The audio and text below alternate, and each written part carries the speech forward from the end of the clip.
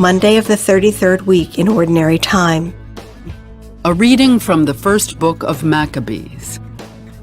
From the descendants of Alexander's officers, there sprang a sinful offshoot, Antiochus Epiphanes, son of King Antiochus, once a hostage at Rome.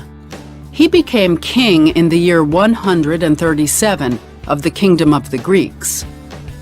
In those days there appeared in Israel men who were breakers of the law, and they seduced many people, saying, "Let us go and make an alliance with the Gentiles all around us. Since we separated from them, many evils have come upon us." The proposal was agreeable. Some from among the people promptly went to the king, and he authorized them to introduce the way of living of the Gentiles. Thereupon, they built a gymnasium in Jerusalem, according to the Gentile custom. They covered over the mark of their circumcision and abandoned the Holy Covenant. They allied themselves with the Gentiles and sold themselves to wrongdoing. Then the king wrote to his whole kingdom that all should be one people, each abandoning his particular customs. All the Gentiles conformed to the command of the king, and many children of Israel were in favor of his religion. They sacrificed to idols and profaned the Sabbath.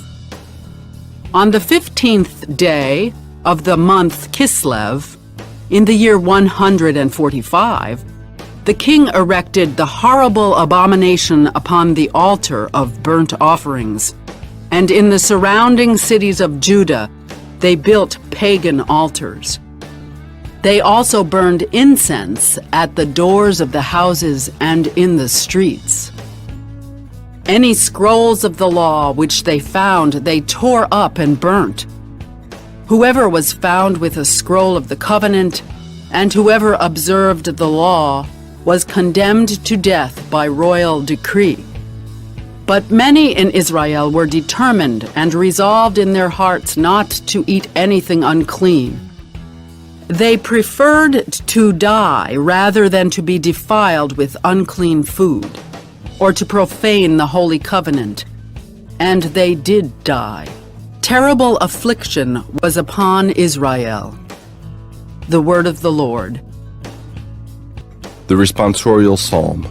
The response is, "Give me life, O Lord, and I will do your commands."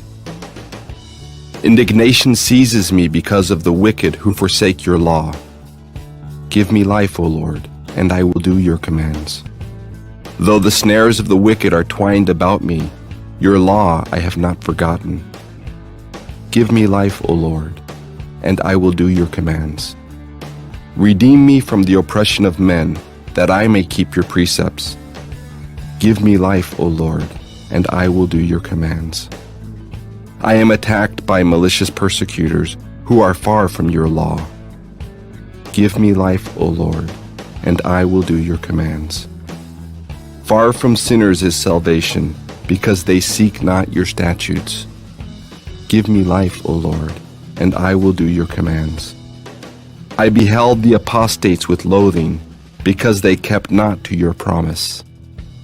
Give me life, O Lord, and I will do your commands. A reading from the Holy Gospel according to Luke. As Jesus approached Jericho, a blind man was sitting by the roadside begging. Hearing the crowd going by, he inquired what was happening. They told him, "Jesus of Nazareth is passing by." He shouted, "Jesus, Son of David, have pity on me." The people walking in front rebuked him, telling him to be silent. But he kept calling out all the more, "Son of David, have pity on me."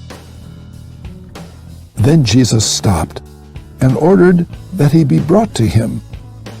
And when he came near, Jesus asked him, "What do you want me to do for you?" He replied, "Lord, let me see." Jesus told him, "Have sight. Your faith has saved you." And immediately received his sight, and followed him, giving glory to God. When they saw this, all the people gave praise to God. The Gospel of the Lord.